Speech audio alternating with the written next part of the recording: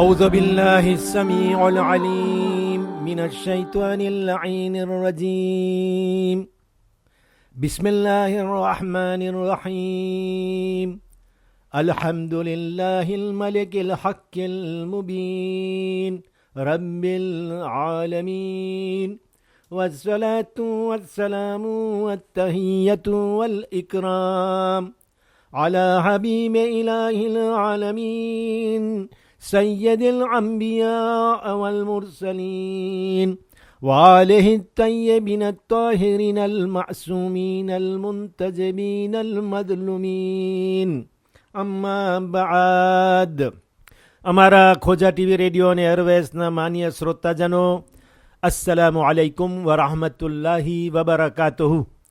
તમે આ ખોજા TV radio કે જે રેયુનિયન ટાપુ અને સેન્દોની પાટનગરથી પ્રસારિત થઈ રહ્યો છે તેમાં અમારી સાથે જોઈન્ટ થયા છો. તરત જ આપણે મસાઇલ શરૂ કરી નાખીએ, કારણ કે અત્યારે મસાઇલનો કાર્યક્રમ ચાલી રહ્યો છે અને તમારી સામે 1438 1438 1438 નંબરનો મસલો લઈને હાજર થયો છું.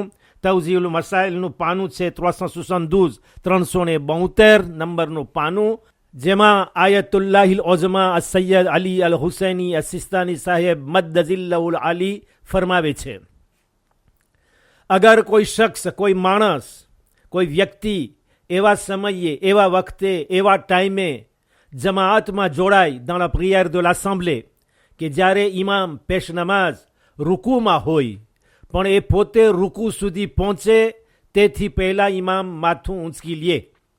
એટલે આ માણસ જે નવો આવ્યો તકબીરતુલ એહરામ કહીને રૂકુમાં જાય છે અને ઇમામને રૂકુમાં જોયા હતા પણ પોતે રૂકુમાં પહોંચે એ પહેલાં ઇમામનું માથું રૂકુમાંથી ઊંચું થઈ ગયું. અગર કોઈ શખ્સ એવા સમયે જમાઅતમાં જોડાય કે જ્યારે ઇમામ રૂકુમાં હોય પણ એ પોતે રૂકુ સુધી પહોંચે તેથી પહેલાં ઇમામ પેશનમાઝ માથું ઊંચકી લે તો એને ઇખ્તિયાર છે, એટલે તેના હાથમાં છે કે એને શું કરવું. યા તો આ નમાઝને કોન્ટિન્યુએ રાખવી, એટલે ચાલુ જ રાખવી, યા તો આ નમાઝને ફુરાદાની નિયતથી બદલી આપે.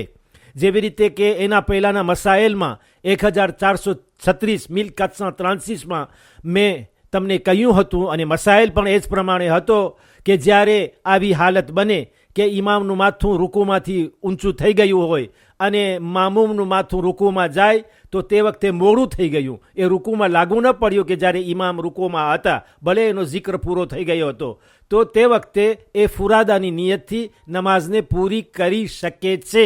એટલે જમાઅત તો નથી કરી શકતો, કારણ કે જે ટાઈમ હતો જમાઅતની નમાઝ પડવાનો, જે સંજોગમાં એ રૂકુમાં દાખલ થાય, એ સંજોગમાં એ મોકા ઉપર એક ટાઈમમાં પોતે લાગુ ન પડ્યો. ઇમામે પેશ નમાઝે પોતાનું માથું ઊંચું કરી લીધું, એ પછી પોતે રૂકુમાં પહોંચ્યો, તો એ નમાઝને હવે જમાઅતની સાથે નહીં પણ ફુરાદાની નિયતથી ઇન્ડિવિજ્યુઅલમાં પોતે એકલો પડી રહ્યો છે, જેમ ઘરે પડે છે અથવા મસ્જિદમાં એકલો પડતો હોય એવી રીતે પોતે પૂરી કરી શકે છે. આગા એમ નથી કહેતા કે પૂરી કરવી જોઈએ ને એમ જ પૂરી કરે, નહીં પણ પૂરી કરી શકે છે.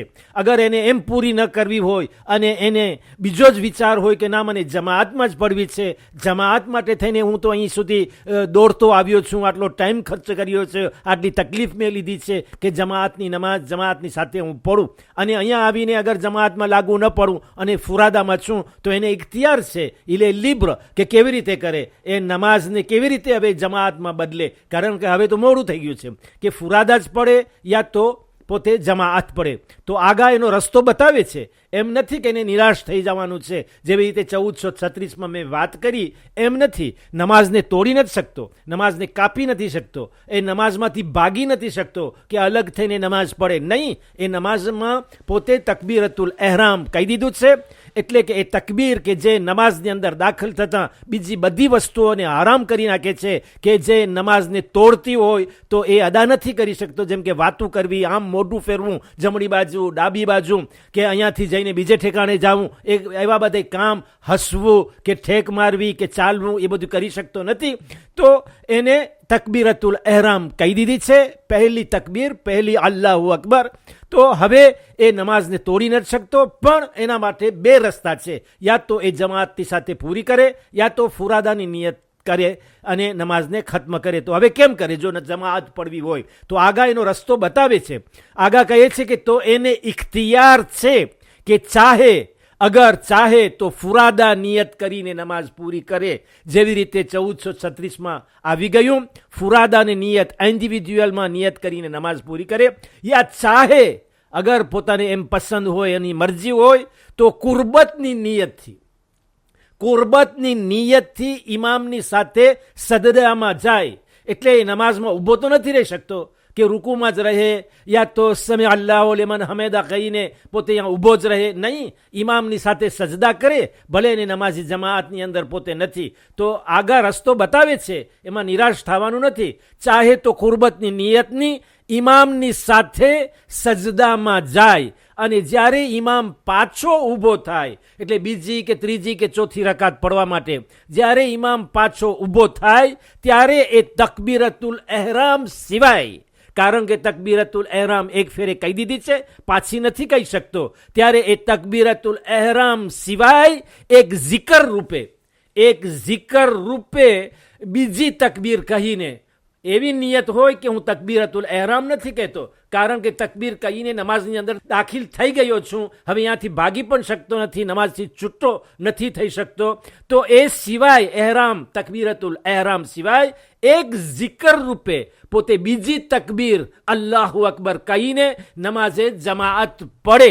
હવે તેની પહેલી રકાત થઈ છે, કારણ કે પહેલે તો પોતે કુરબતની નિયતથી સજદા અદા કર્યા, રૂકુમાં ગયો તો તે લાગુ ન પડ્યો, તો હવે તે જમાઅતની નમાઝ અદા કરી શકે છે.